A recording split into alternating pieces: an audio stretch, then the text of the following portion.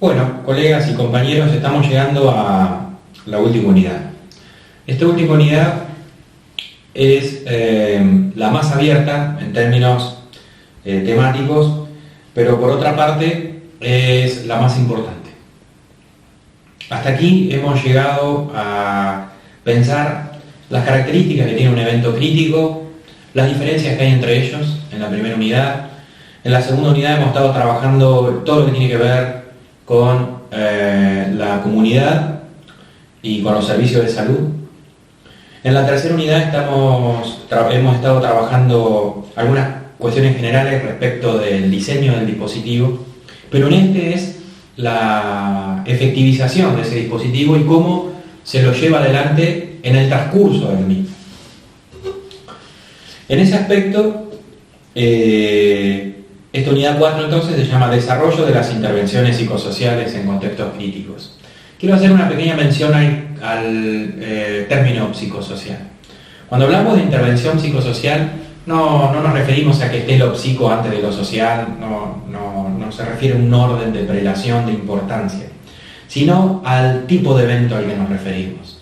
Nos referimos a una idea de sujeto en sociedad y que por lo tanto sus dimensiones no son más que un reporte analítico que nosotros hacemos. Es decir, nosotros no intervenimos a nivel de lo intrapsíquico hacia el interior de la persona exclusivamente. Esa es una dimensión del sujeto, pero el sujeto no está solo. No es como en la película En el náufrago, no estamos ante Tom Hanks. Y Tom Hanks además tenía a Wilson al lado. Tenía la pelota que había dibujado, sobre la que había dibujado un personaje. Y que se lo había tenido que construir porque tampoco podía solo. De modo tal que, aunque las personas estén aisladas, aunque estén incluso solas en su casa, aunque la mayoría están en familia, o con grupos de pares, pero aún así las que están solas están con su historia vincular ahí, y con sus vínculos presentes ahí, porque se vinculan, se hablan con otros, se comunican, incluso con los vecinos, o cuando salen a comprar sus alimentos, y por la vía tecnológica que estén usando, o las distintas vías de comunicación que estén usando. De modo tal que nadie está solo. En segundo lugar, psicosocial se refiere al enfoque, es decir, que hacemos énfasis en un tipo de intervención cuyo principal mecanismo disparador es el vínculo. Y el vínculo es un término que proviene de una corriente de pensamiento que pone el acento en las relaciones interpersonales. Pero esas relaciones interpersonales no en el viejo sentido sociológico del término, sino en el sentido justamente psicoanalítico que proviene de nuestra corriente argentina de psicoanálisis. De modo tal que cuando entonces enfocamos la actividad del dispositivo, lo hacemos desde una perspectiva que se centra en un dispositivo cuyo principal foco está dado en la flexibilidad y la permeabilidad de la intervención en relación al fenómeno que atiende. ¿Qué quiero decir con esto? Que el seguimiento de las personas que están en situación de aislamiento requiere, para hablar de esta situación crítica en la que estamos hoy, requiere su abordaje desde la ampliación del campo vincular de las mismas. Y por otra parte, y ya yendo a cualquier situación crítica, sostener la capacidad vincular de las personas resulta central al efecto de que estas personas mantengan su salud mental, porque genera espacios de diálogo, de expresión del padecimiento, pero también de contención, también de descentramiento, es decir, de la capacidad de la persona de sostener vínculos empáticos con los otros, y por otra parte, de también sentirse corresponsable en el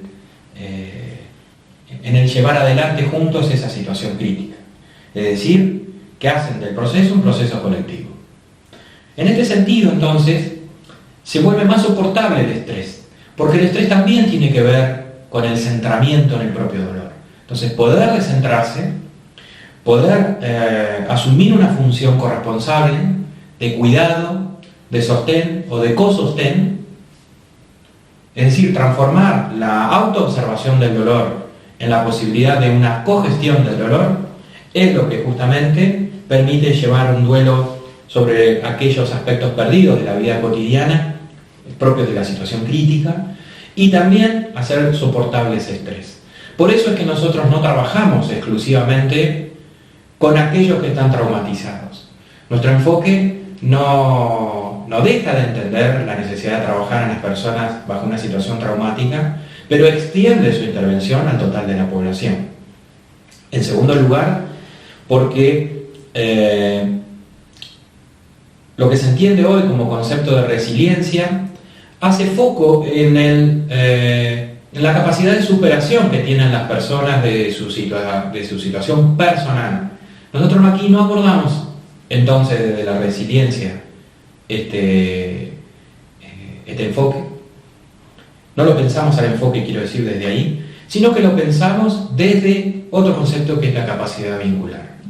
Nos interesa más esta perspectiva porque implica un dinamismo que vuelve a las personas un recurso y no solamente un damnificado o damnificada. Es decir, estas personas también deben sentirse un recurso y deben sentirse capaces de colaborar en la atención común, colectiva de la crisis. Ese descentramiento es sustancial para que la persona damnificada pase a ser, además de ser damnificada, que no va a perder ese carácter, pasa a ser también un operador o una operadora que interviene en la circunstancia en la cual estamos todos.